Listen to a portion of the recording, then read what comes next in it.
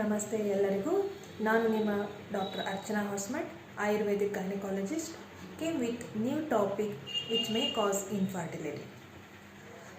40 to 50% of women approach gynecologist with a complaint of menstrual disturbance, maybe prolonged heavy bleeding, pressure in the abdomen, and she feel more frequency of micturition, constipation, and painful intercourse, and sometimes there is something heaviness in the abdomen, discomfort, and in some moments there is no such complaints. A doctor incidentally diagnose that problem during pelvic examination or antenatal ultrasonography. Today's topic you already know by title of the video, that is nothing but uterine fibroids.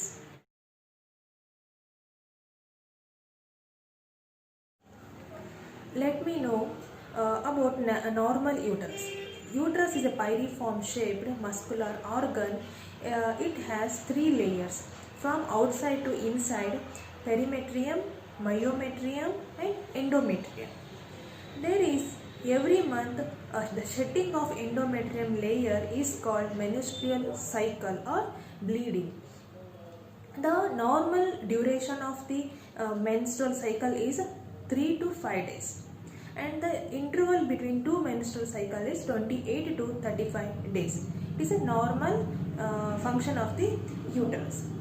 Then what about uterine fibroids? Uterine fibroids are also called myomas or leiomyomas. These are muscular tumors commonly occur in childbearing age of the woman.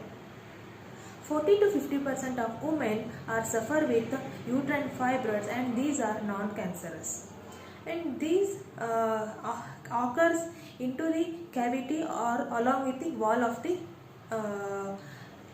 of the uterus. Depending upon the growth of the uterine fibroids, these are categorized into 3 types: subserosal, intramural, and submucosal. Subserosal is the fibroids. They are grows in outer layer of the uterus, and intramural fibroids are grows in the middle or muscular layer of the uterus, and these are the commonest. Intramural fibroids are the commonest fibroids occurs in the women. The submucosal are the innermost layer, grows in the innermost layer of the uterus, and there is also the 4th variety of fibroid is also there, called or named as pedunculated fibroid. Why it is called as pedunculated? Because of their structure and nature of the it is hanging like structure along with the stem, so it is called as a pedunculated fibroids. Then what about sizes of uterine fibroids? The size, it can range from small as seedling to bulky masses that can deform or enlarge the uterus. They are single fibroid or multiple ones. In rare cases, there are multiple fibroids which expands the uterus as much as it might reach even rib cage also. Then what are the causes of uterine fibroids? In modern science says that there is the actual reason of the uterine fibroid is unknown, but some reasons can be due to or maybe the cause of the uterine fibroids. First one is hormonal factor, that is estrogen hormone, growth hormone, human placental lactogen hormone may implicate the growth of the uterine fibroids. Secondly, genetic factor. Thirdly, vitamin D deficiency, and who consumes more alcohol and more intake of red meat. Now the important question is, what is the connection between infertility and uterine fibroids? Usually the uterine fibroids doesn't interfere with getting pregnancy. However, it's possible when submucosal fibroids can interfere with fertility and or pregnancy loss. Some large intramural fibroids, that is more than 4 centimeter of intramural fibroids, can affect the fertility. Some uterine fibroids can also raise the risk of some certain pregnancy complications such as placental abruption, fetal growth restriction, and preterm delivery.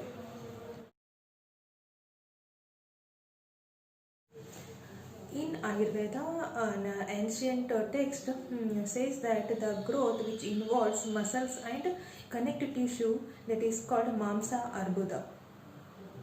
The uterine fibroids is considered as Garbhashaya Granthi, that is a intrauterine encapsulated growth which is mainly predominant of Kapha dosha along with involvement of Pitta and Vata, which grows in Mamsa Dhatu of the Garbhashaya. As per Samprapti Vigatana, a woman who consumes Kapha Vardaka Ahara Vihar, means which lifestyle which increases Kapha in the body, that increased Kapha vitiated and situated in the pelvic area, that blocks the minute channels which supplies nutrients, fluids to the body called Shrota Avarodha. Then the Vayu and fluid movement will stop to that part which makes the mass called Arbuda or intrauterine encapsulated growth called uterine fibroids. Then what is the treatment for uterine fibroids? There is no such home remedies for uterine fibroids, and allopathic gynecologists will advise some hormonal pills. Secondly, the insertion of Mirena, or in some cases the myomectomy. In complicated stages, hysterectomy can be advised.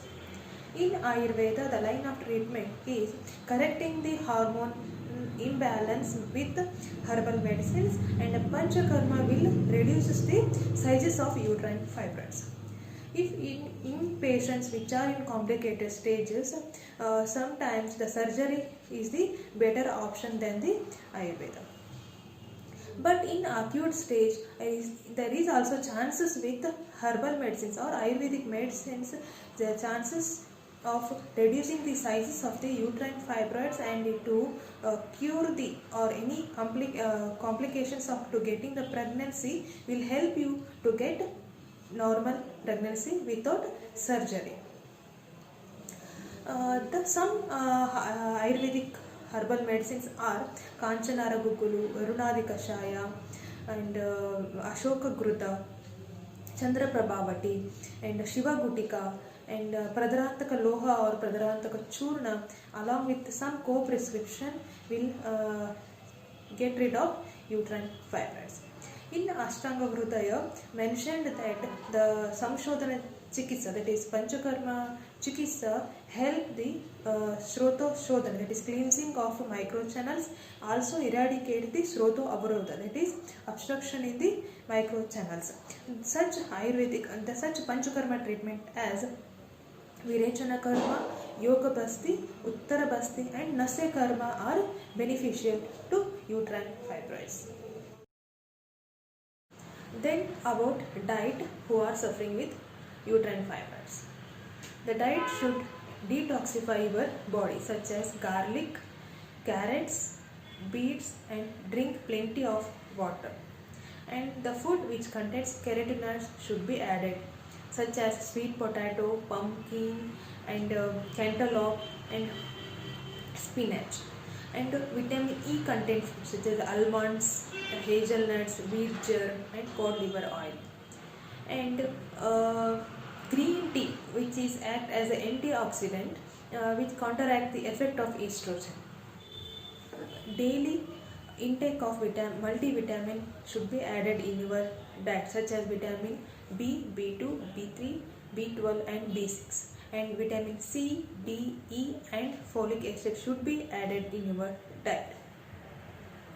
Hope friends, this small effort will help you. If you have any doubts, you can comment in comment box. Thank you one and all. Sarve Janaha Sukhino Bhavantu. It is a natural image of uterine fibroid. It is a laparoscopic view of multiple uterine fibroids.